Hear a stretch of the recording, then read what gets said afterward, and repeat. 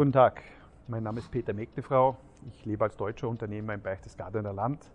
Sie erfahren heute die Geschichte, wie ich 2002 zum Eigentümer von der Firma Rocco Modelleisenbahnen wurde und 2005 durch einen Konkurs mein Unternehmen wieder verloren habe.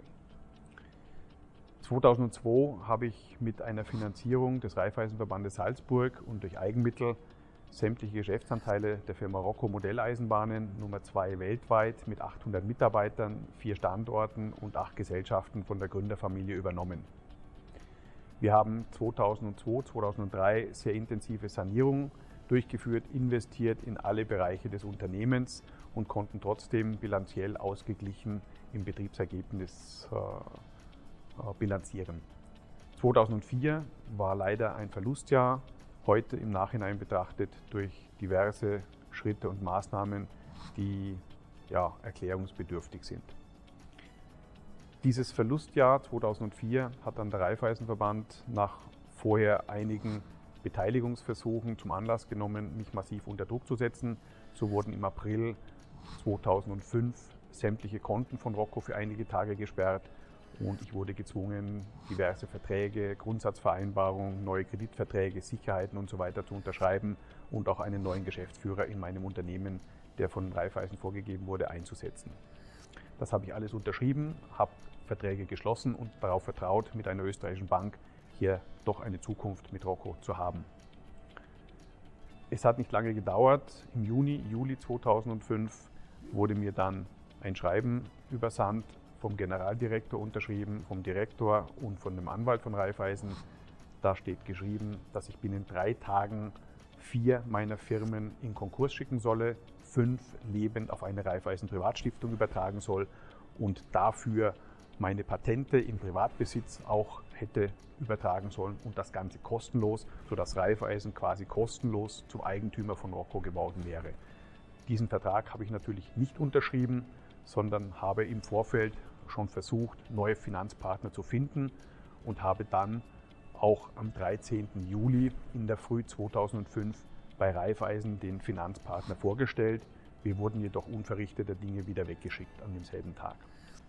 Am Abend des 13. Juli 2005, muss man sich vorstellen, wurden sämtliche Kredite fällig gestellt, völlig überraschend, völlig unerwartet, sodass ich in einer Situation war, zu entscheiden, habe ich eine Chance, mit einem neuen Finanzpartner voranzukommen oder muss ich in Konkurs gehen. Aufgrund des medialen Druckes habe ich dann entschieden, Raiffeisen ein Abtretungsangebot zu machen und für einen sehr überschaubaren Betrag notariell meine gesamte Firmengruppe an Raiffeisen abgetreten. Das hat Raiffeisen aber nicht angenommen, weil offensichtlich man versucht hat, um 0 Euro mein Unternehmen zu bekommen, was schlussendlich dann auch gelungen ist. So wurde ich quasi in meiner Wahrnehmung enteignet, obwohl Verträge rechtskräftig geschlossen waren. Das ist jetzt der Punkt Konkurs und die Zeit danach. Auch da gab es eine ganze Reihe von Ereignissen, wo Raiffeisen in meiner Wahrnehmung nicht sonderlich geglänzt hat. So wurden Gewinnberechnungen gemacht und Raiffeisen hat versucht, hier neue Eigentümer zu finden. Man wollte Rocco verkaufen und hat hier mit 25 Millionen Euro Gewinn für 3,5 Jahre versucht, Investoren mein Unternehmen schmackhaft zu machen. Schlussendlich wurden diese Verkäufe nicht durchgeführt, sondern Raiffeisen hat an einen anderen Firmenkunden, an den Franz Josef Haselberger in Freising, Baustoffunternehmer, ein Unternehmen veräußert, der das in der Schweiz geparkt hat. Vermögenswerte wurden zwischen Rocco, zwischen Raiffeisen Leasinggesellschaften fast jährlich im zweistelligen Millionenbereich hin und her geschaufelt. Auch das sind Situationen, die ich als Unternehmer damals nicht hatte. Über diesen Zeitraum sind dann auch nochmal andere Eigentümer an Rocco herangekommen. Das waren 3 Manager, der Herr Heer, der Herr Steinparzer, der Herr Edenhofer, wo Raiffeisen das an diese 3 weitergereicht hat. Viele Jahre Rocco Gewinne geschrieben hat, aber in den letzten Jahren durchaus erhebliche Verluste entstanden sind. Schlussendlich hat dann Herr Edenhofer, als er dann nur noch Alleineigentümer war, versucht, über KPMG in Frankfurt 2017 Rocco zu verkaufen.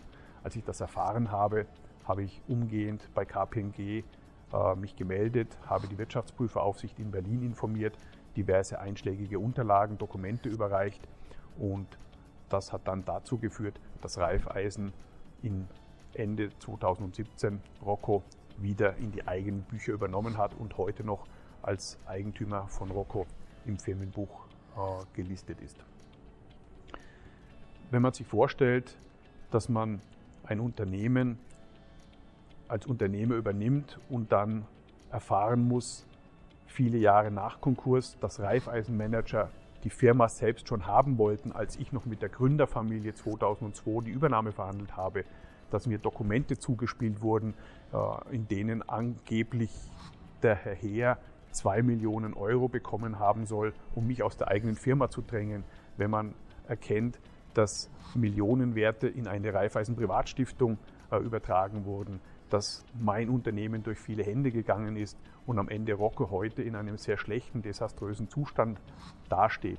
Millionenverluste in den letzten Jahren laut den Bilanzen geschrieben wurden, dass Raiffeisen über 30 Millionen Euro Kredite in den Jahren 2015 bis 2018 nachgelassen hat, dann ist es eine sehr, sehr absurde Situation.